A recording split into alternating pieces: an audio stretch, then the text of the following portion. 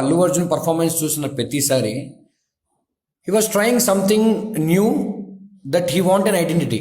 నాకు నిజంగా పుష్ప అనే క్వాలిటీ నిజంగా ఇప్పుడు అల్లు అర్జున్లో కనిపిస్తుంది.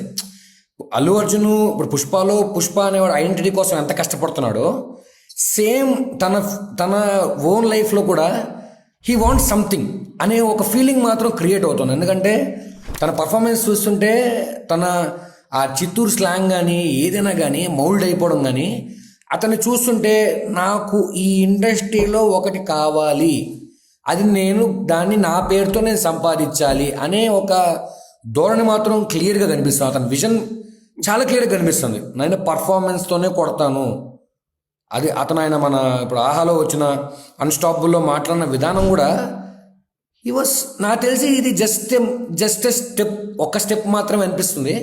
తన ఐడియాలజీకి తను నా పర్ఫార్మెన్స్ ఇంకా చూస్తారు అనేది జస్ట్ ట్రైలర్ మాత్రమే.